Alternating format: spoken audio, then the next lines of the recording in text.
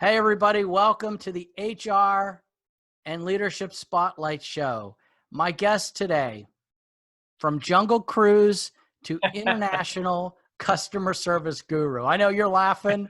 I hear someone laughing. Oh my gosh, it's Mike Donnelly. Mike, welcome to the show.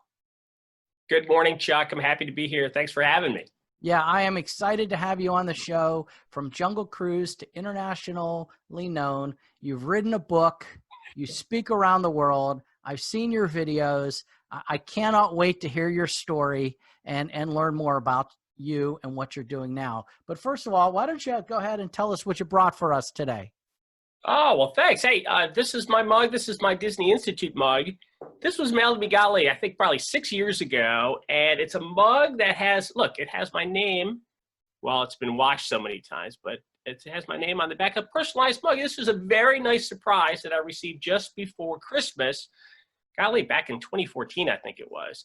And the key here was the mug was really nice. But there was a handwritten note from the leader of the Disney Institute that simply said, hey, thanks for all your help and your work working with the Disney Institute all year. And I thought that was a really nice thing. It was a nice surprise. And I've had it for 6 years now. So here's to the DI. That's pretty cool. That's good. I love the mug, but I love the handwritten note. And that is something that I know is a key to your message. And I want to come back to that. That handwritten note's so important. But tell us a little bit more about your story. You and I worked together back in the Disney days. I was on Main Street. You were in Jungle Cruise. So how does someone go from Jungle Cruise skipper to basically running your own company? Well, thanks for asking. So Morocco Mike back in the day. So we spent some time really engaging guests on the Jungle Cruise in Adventureland. So that's where we met. And Morocco Mike would tell a bunch of corny jokes to guests that came to see us. And it was really, very fun. So my favorite Jungle Cruise joke is there's a dock over there on the left, and then there's a dock over there on the right. Here in the jungle, we call that a paradox. Yes. I remember those. Yes, jokes. yes. And you still tell them. Corny. And you still tell them. It's like inbred in you, right? You still tell them. I can't get away. You can take the Jungle Cruise skipper out of the jungle, but you can't take the jungle out of the Jungle Cruise skipper. Yeah, exactly. Exactly. In fact, the poster, whoop, there it is behind me. That you and I saw the same poster. We were on the same college program back then. And a lot of times it's taking a chance. And like I've told you before, and I've said this is a pivot moment for me when I was trying to get from one part of the Penn State campus to the other. It was a cloudy, cold, rainy October. And I saw that poster in the hotel restaurant building. And I thought, I'll go to that interview. If I had not done that, I have a friend that calls those moments gutsy pivots. In other words, you always have an opportunity. You have an opportunity to pivot, to change your life. And I took that opportunity. If I had not done that, I would not be here today. I would not be here talking to you. So let's talk about your own gutsy pivots, Mike, because I know that you going from Jungle Cruise skipper, like I said, international customer service guru, and in between there, you led the initiative for Papa John's Pizza on their training and development, and you built that out. You grew that company from a training perspective. So you've got some really cool stories to tell. I don't even know if there's enough for just this one show, but you have enough gutsy pivots for all of us. So talk to us about your story, Mike. Well, yeah, thanks for asking, Chuck. So after the Jungle Cruise, we worked on the guest relations office in the Magic Kingdom. So we had the opportunity to highlight all things Disney to guests that were coming from all around the world. Then we worked for a while in casting. So we did some interviewing for potential cast members. We worked in resort operations in the Grand Floridian and the Caribbean Beach. So that's kind of a nice opportunity. It's a Disney difference is they take leaders and try to get them rounded with their experience. So both of us experienced that at Disney. So spent some time in casting in the Disney Institute and in the resort division. And then a gentleman named John Schnatter came by and was fascinated by what he called the emotional connection that Disney was able to create. And by that, I mean emotional connections lead to economic outcomes. One more time. Emotional connections lead to economic outcomes. Okay. So when you think about that, you think, okay, well, if I have a positive emotional connection with an organization or an experience, there are positive economic consequences for that. If I have a negative emotional connection with an experience or an organization, then there are negative economic consequences for that negativity. So John saw that. He saw the positive emotional connection that Disney is able to create with their cast members and their guests that come to see them. And he wanted to create that to grow the Papa John's brand back when there were just a few Papa John's stores. And that's what we helped him do. Gotcha. So talk about that emotional connection. And I know you're big on the power of the story. So how does that all come together? Yeah. So, you think about the power of the story and its ability to create an emotional connection. And that's really kind of the Disney difference. And that goes all the way back to Walt Disney. Walt Disney was a master storyteller. That's how he led. And that's how he was able to get all of his cast members on board to do what he wanted to do. And you can really accomplish some unbelievable things when, as an organization, you're able to connect emotionally with the people that you work with and your customers that come to see you. The key to that, how to create that, is this idea of leveraging the story of the organization. So Walt was a master at that, right? When we went through the traditions our first day of work, that's all we did is talk about the heritage and tradition of the Walt Disney Company. And that was really important in creating the connection, and that's what we do with our organization. We help folks create an emotional connection with their people and with their customers. All right. Just for the viewers right now, can you just explain what traditions is? Because they may not understand that. Right. Again, another great Disney difference, and it's the first day of work. So whenever a cast member is hired, before they get out to their work location, you think about the first day of work in a lot of organizations. A lot of times it's an empty desk and trying to find some equipment to be able to start working. Disney is a completely different vibe with the idea of having the heritage and the tradition of the organization be all that a new cast member does. For golly, it's 2 days. It's 2 straight days of just steeping new cast members into the tradition of the organization, which really makes a difference when they finally get out to their work location and they're asked to perform. Right. And you know what I like about that is that's an investment. That's a huge investment to put every employee, or they call them cast members, right? Tens of thousands of new hires every year has to go through this 8-hour class before they get their on-the-job training. So I think that speaks a lot, I guess, to great companies that make that investment up front. Would you say so? Oh, yeah. Oh, without a doubt. And you think about that, a lot of times when we talk to clients, we think, wow, we say, that's kind of expensive. What if we invest all that money and they leave? And then our response to that is, what if you don't and they stay?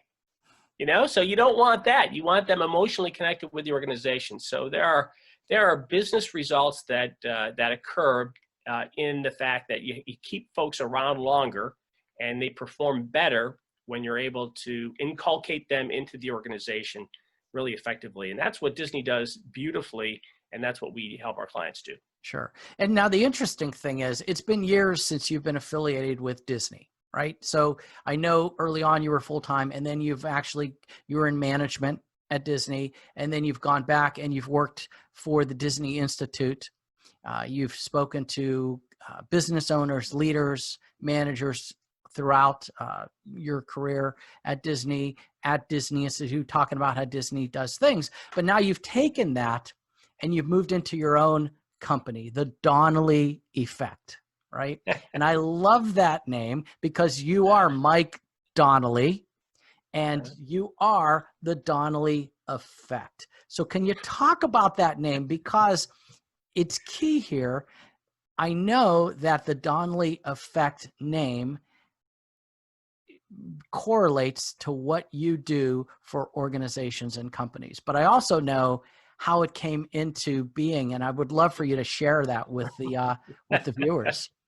I Well, know. thanks for asking. Yes, yes. So as Disney cast members, you know, especially when you're a new Disney cast member, you don't get Saturday, Sundays off, right? You get Tuesdays and a Thursday. Or so whenever we had the opportunity, a lot of us, you and I and colleagues and friends, would head out to the beach. And when we headed out to the beach from Orlando, often in the summertime, we would go out, it would be cloudy. And when we got closer to the beach, the clouds would come back away from the beach and inland.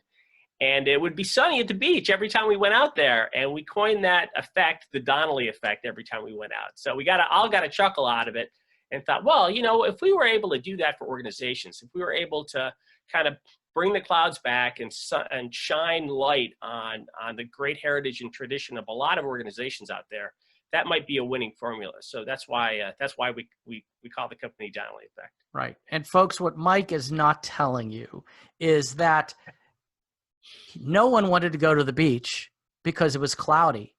But Mike said, no, no, no, no. It is sunny at the beach. No one believed him. But Mike led us to the beach.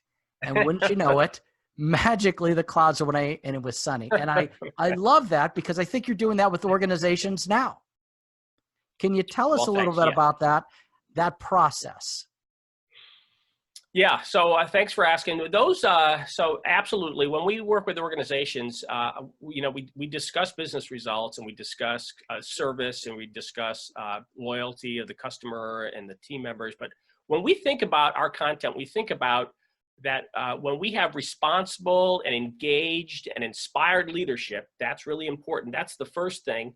If we have that in an organization, those leaders tend to bring to them, they grow and they're kind of like magnets to the people that become responsible and engaged and inspired. Why? Because they have great leaders that are doing that. Then those people interact with the customers that come to see the organization, right? At Disney, it's the guests, and at other organizations, it's the customer. And when responsible and engaged and inspired people interact with a customer, that interaction tends to go really well. Not perfectly by any means, but it tends to go really well. And when it goes well, the customer is surprised and delighted, they have a great time, and they come back. And that creates customer loyalty. And when your customers are coming back again and again and again, you end up with great business results. So that's the kind of, so if you think about the content, how we talk to organizations, first we start with leadership, responsible, engaged leaders. Then we go to people management, responsible and engaged people. We go to great customer service because those people are interacting with the customers. And then when we do all three of those things, we end up with great business results. That's awesome. And you've written a book, Mike. Can you talk to us about your book? Because you're a friend, but so I downloaded the book anyways. It is available through download, but I also, and I paid for it, by the way, didn't get it for free. I paid for it. But I loved it. I'm still reading it. It has some great principles. But tell us about the book and how someone comes to write a book. I mean, that's pretty cool. Well, thanks. Yeah, so Unlock the Magic. It's 50 key strategies from my time at the Walt Disney Company. And, you know, when we discuss our time at Disney, we think to ourselves, yeah, like every organization does it like that. And we've realized that actually that's not true. A lot of organizations miss some very simple remedial strategies and tactics that Disney does. They're very intentional around those strategies. So we thought we'd jot those down, and it's really kind of a workbook. So we want leaders to take it. There's plenty of room to write in it and make notes in it. And there's 50, so you can do maybe just one strategy a week and kind of work on it and think about it.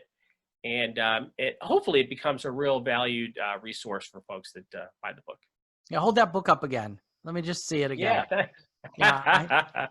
I went. It's called, and we'll tell folks in the show notes how to find you and how to find that book and how to download it. But It's a great book. Yeah. It's affordable, and I would definitely recommend it. So, Thank you. I want to talk about what it takes to get leaders from good to great. And I believe you actually, early on when we first started talking, you mentioned the mug, which was cool, and that means a lot to you. But you mentioned the handwritten note, and I imagine that's probably one of the key factors. But can you talk about that and why that note meant so much to you?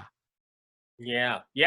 So that it was didn't have to be done, but it was done. It was a surprise, and when you think about good to great leadership, I think that well, we know this because we asked Disney cast members. We said, "Hey, listen, what is it that a Disney cast member leader does that makes them really great versus just good?"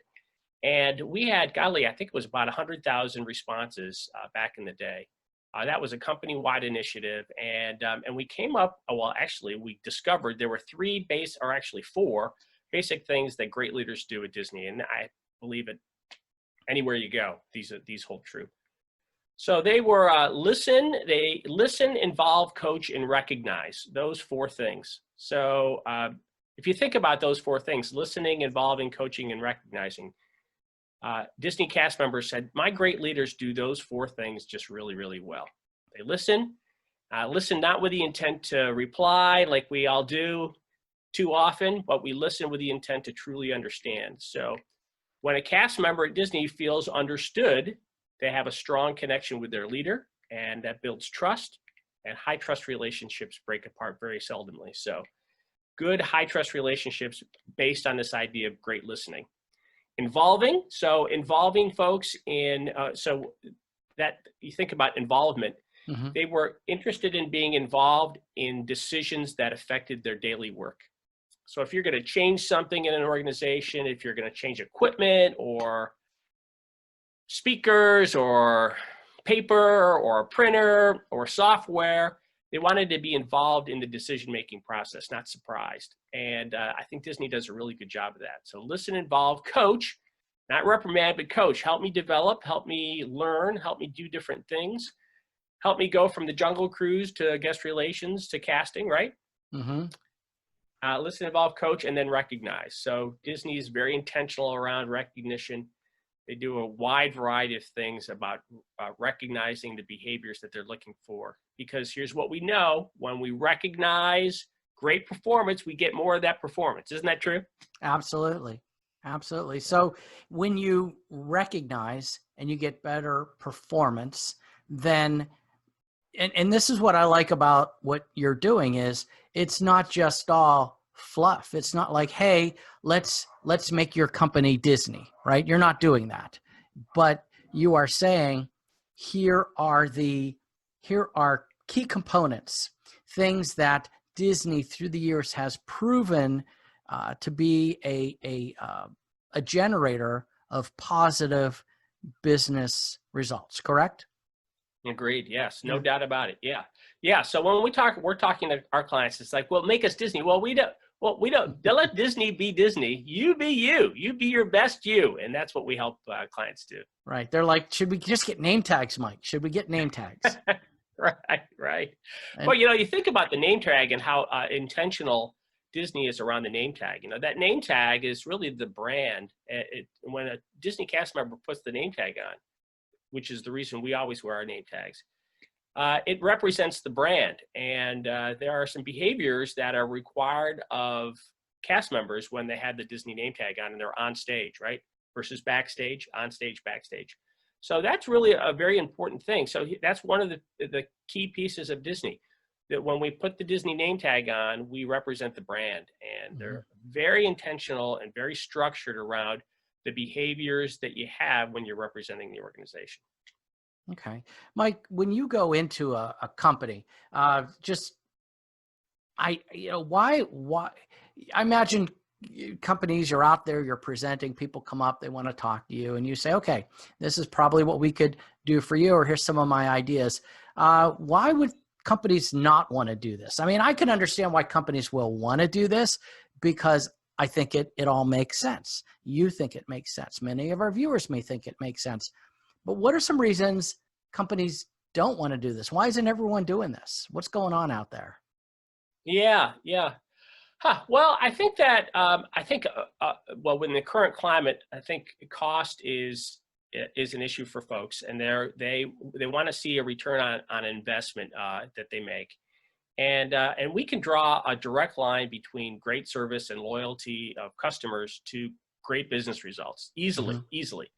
Now, the key there is that you can't start with business results. You have to start over with great leadership, move to great people management, then to great service, and then the business results come. So we are constantly talking about that and discussing the idea of how much to invest, why to invest, and getting a return on the investment that we talk about. Yeah. Okay. No, that makes sense. So people, I guess companies will come in and let's say, make my employees friendly, right? Right. Is that what's happening? And so, Oh, no doubt. yeah. So your process, and I know we touched on this earlier, but your process is, talk to me about that again. You start at one part and you have a formula where you go down the line, and then, hey, and is that what I see happening, right? You're not just going in making the employees friendly. Right. Well, you think about it, make Susie smile, right? Why won't Susie smile? Well, because there's no emotional connection there, right? There's no connection to the organization, or there's a lack of connection to the organization. There's a lack of, there could be job burnout, a wide variety of reasons why Susie's not smiling. Now, I think that when you think about what we do about that, organizations have this great resource that is the history and heritage of the organization. Good. And every time I visit with organizations, they have some incredible stories about how they got started and how they overcame adversity and what happened when they were almost taken over, all that stuff. Great stories. Sure. And for some reason, they are all looking forward so much, they forget that heritage and tradition is critically important for Susie to make her realize that she's a part of something larger than herself. Okay. And that's what creates the emotional connection. Indeed. Absolutely. So yeah, so I'm a part of something larger than myself. Wow. Okay. I get that. All right. So, now I understand what we're trying to do. Now I understand why it's important to greet each and every guest that walks in the door with a eye contact and a smile. That's why we're doing the things we're doing. And when you're talking to millennials and this newer generation, they want to know, hey, what are we doing here and why are we doing it? And that answers the question of why. Why do you want me to smile? Mm-hmm. So everyone has a story, Mike. Every company has a story. It's why I'm doing this show. I believe a lot of people have a great story to tell. I think you have a great story to tell. And I love the fact how you're getting companies to say, you have a story to tell. Grab it, grab hold of it, own it, right? Own that story and share it. Share it with your employees, share it with your customers and guests. And am I hearing you? Then you create that connection all the way through. Dude. Right. And then you have license to be able to say, now that you know what we're doing and why we're doing it, here's what we want you to do. This is the why behind what we want you to do. Here are the behaviors that we're looking for every single time you interact with not only our guests that come to see us, but each other. You think about the internal vibe, the culture of an organization is deeply affected by the idea that everyone is part of the same organization and part of something larger than themselves. All right. Beautiful. I love that. So Mike, how could folks get in touch with you if they wanted to know more about you, about your organization, what you can do for them? Yeah, well, thanks for asking that. Well, so we're on the web, so it's DonnellyEffect.com. We're redoing our website, so that'll be up here in the next few weeks. So if you've been there before, come back and see us in a few weeks. There's also a place to click and buy the book if you want to see the book. There's a blog, so it's a Sparks blog. We have that come out, and it's free, and it doesn't cost anything. We believe in the abundance mentality, so we're trying to get all of our content out there. So if you'd like to subscribe to the blog, that's on the website also. All right. I love that. The abundance mentality. Look, I know we're getting towards the end of our time and I want you to share anything else that I might have missed, but can you talk to me about the abundance mentality? That's a neat term. I've not heard that before. I kind of think I know what it is, but for the viewers, Can you throw that out? Where does that come from? What is the abundance mentality? Yeah, yeah. Well, you think about the abundance mentality, it's the opposite of the scarcity mentality, right? Right. Scarcity is like, oh, there's only so much to go around. I got to get the stuff that I got to get because I'm going to lose out. It's like, when you're a part of the family and mom cooks chocolate chip cookies when you come home from school, and if you've got sisters like we do, you got to get to the chocolate chip cookies before they all get eaten because there's scarcity there. There's scarcity in the chocolate chip cookies.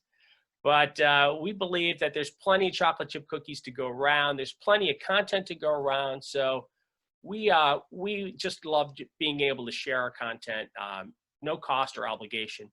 When people find value in that, they come in contact with us eventually. So yes, it's all free and it's all there at DonnellyEffect.com. And you know what I like, Mike, is, and I've seen this as I've been around, and I've been in HR for a while. I've been in hospitality, theme parks, other industries. And the companies that do more, that just do a little bit more, that provide more abundance with their, I guess, their overall, like Disney, right? Disney provides more of an experience. They get people to think, geez, I'm getting more than what I paid for. I like that. And I believe those folks do very, very well. The scarcity mentality, they may do well, but maybe that's not as much of a long-term play. It could work for some folks, but I think the folks that do the abundance mentality, that give more, they get more. And that's a philosophy for thousands of years, not only in organization, but in companies, but in all kind of organizations throughout the world, correct? Agreed. No doubt about it. Yes. Right. Here's to abundance. I love it. Mike, what have I missed? Is there anything I've missed today that you want to share to get your message out?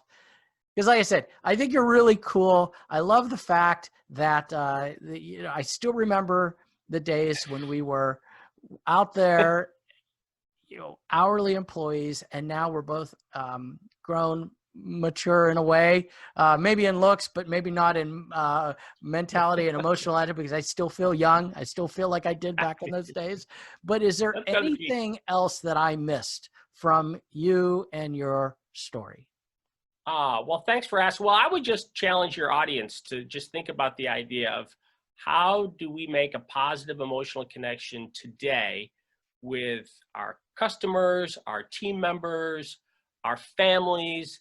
It's really very easy to do. It's a small thing, but if we're listening, involving, coaching, and recognizing, those help us go a long way toward connecting emotionally with our folks. So that's the challenge of the day. Make a positive emotional connection with someone you care about. Yeah. What's the story of your family? Pulling together the history of your family, sharing it with the kids, and that's another way of creating an emotional connection to that familiar bond, right? Family bond. Absolutely. Yes. So that Disney philosophy absolutely applies inside the home. Yes. All right. Grandparents and heritage and tradition. That's one of the reasons all of these heritage places are doing so well, is because people are connecting and thinking, wow, what is my heritage and tradition? That's why they're doing so great. Mike Donnelly from the Donnelly Effect, folks. Listen, it's been great having you. I hope you enjoyed being had. That's an old Jungle Cruise joke, folks. Yes, it was great having you. I hope you enjoyed being had. Think about it. The HR and Leadership Spotlight Show. Mike, thanks for being here. Folks, if you have a message to share, if you are a leader, a business owner, a coach, a consultant, a customer service guru like Mike, we would love to have you on the show. Show is brought to you by Get HR Help Now. Get HR Help Now. Go visit us, see what we can do for you. Mike, thank you again. Folks, until next time, be safe out there. Cheers.